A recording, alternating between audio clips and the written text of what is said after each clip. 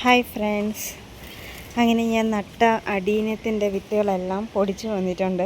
ഞാൻ വിചാരിച്ചില്ല എല്ലാവരും, കാരണം ഇത് ഈ വിത്ത് എടുത്ത് വെച്ചിട്ട് തന്നെ കുറച്ച് നാളായിരുന്നു. അപ്പോൾ ഞാൻ വിചാരിച്ചു ഒന്നും അങ്ങനെ കിളിച്ച് വരാൻ ചാൻസ് ഇല്ലയെന്ന് വിചാരിച്ച് എല്ലാം കൂടെ കുത്തി നിറച്ചാണ് ഞാൻ നട്ടു വെച്ചത്.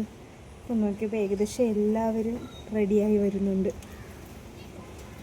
നോക്കാം, കുറച്ച് ഒരു 2 ഇലയൊക്കെ വന്നിട്ട് നമുക്ക് സെപ്പറേറ്റ് ചെയ്ത് നടാം.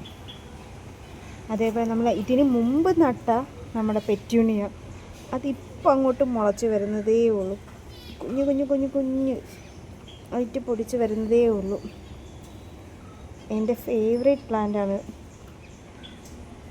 റെഡിയായി വരുമെന്ന് വിചാരിക്കുന്നു. അതേപോലെ തന്നെ നമ്മളെ നട്ട പ്ലാന്റ്സ് കുഴപ്പമില്ലെന്ന് തോന്നും. ആദ്യത്തെ ഇലയൊക്കെ ഉണങ്ങിപ്പോയി. ഇടയ്ക്കൊന്നും വെള്ളം ഒഴിക്കാൻ പറ്റിയില്ല.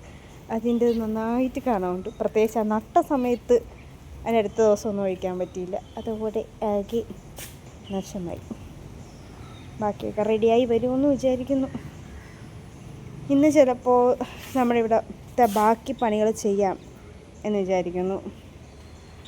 ചെയ്യാൻ ആൾ വരുമെങ്കിൽ ബാക്കി പണി എന്തായാലും ഇന്നത്തോടെ തീർക്കണം. ഈ തറയുടെ പെയിൻറ്റിങ്ങും അവിടെ ഒരു ടാങ്ക്, അതിൻ്റെ മണ്ടയിൽ ഒരു ടാങ്കും കൂടെ വെച്ചാലേ നമ്മുടെ പണി കംപ്ലീറ്റ് ആവുള്ളൂ. എന്നാലേ നമുക്കിവിടെ എന്തെങ്കിലുമൊക്കെ നട്ടാലും വെള്ളം ഒഴിക്കാനും ഒക്കെ സൗകര്യമാവുള്ളൂ. അപ്പോൾ അതിൻ്റെ മണ്ടയിൽ ഒരു കുഞ്ഞ് ടാങ്ക് വയ്ക്കണം. പിന്നെ പൈപ്പ് കണക്ഷൻ കൊടുക്കണം. പിന്നെ ഈ തറ ഒന്നും കൂടെ ഒന്ന് ക്രാക്ക് സീലൊക്കെ ചെയ്ത് ഒന്നും കൂടെ പെയിൻ്റ് അടിച്ച് സെറ്റാക്കിയാൽ നമുക്ക് സ്റ്റാൻഡുകളൊക്കെ റെഡിയാക്കിയിട്ട് എന്തെങ്കിലുമൊക്കെ ചെയ്യാൻ പറ്റും. അതുവരെ പാവം കിളികൾ ഇപ്പോഴും കൂട്ടിൻ്റെ അകത്ത് തന്നെ ഉണ്ട്. കുഴപ്പമില്ല, അവർ ഹാപ്പിയാണ്. ആവശ്യത്തിന് വെള്ളവും കാര്യങ്ങളൊക്കെ. ഇവിടുത്തെ ഈ ടെറസ്, ഈ 2ാമത്തെ നിലയിലെ ഈ ടെറസിൽ എൻ്റെ ഈ ചൂടും കാര്യങ്ങളൊക്കെ അവർ ഓക്കെയാണെന്ന് തോന്നുന്നു. ഇതുവരെ ഒരു പ്രശ്നമില്ല. ഇന്നിവിടെ വീണ്ടും മഴയാണ്. അപ്പുറത്തെ ടെറസ് ഫുള്ളും നനഞ്ഞെടുക്കുന്നു.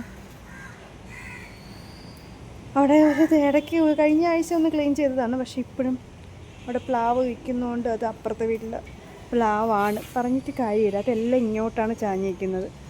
അവർക്ക് 1-2 പ്രാവശ്യം നമ്മൾ പറഞ്ഞു അതൊന്ന് വെട്ടിത്തരണമെന്ന്. ഇങ്ങനെ ഇരിക്കുന്നു.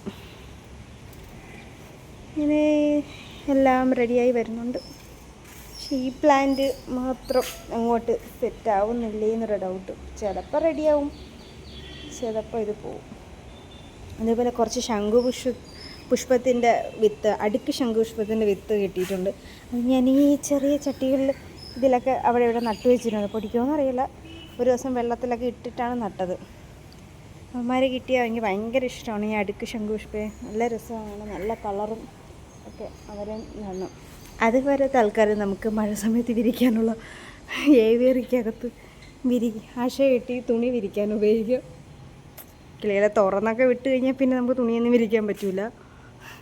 പിന്നെ അവരതിൽ വന്നിരുന്ന് കാഷ്ടിക്കും. പിള്ളേരെ യൂണിഫോം ഈ മഴ സമയത്ത് ആക്ച്വലി പെട്ടെന്ന് തന്നെ ഉണങ്ങി കിട്ടും കേട്ടോ.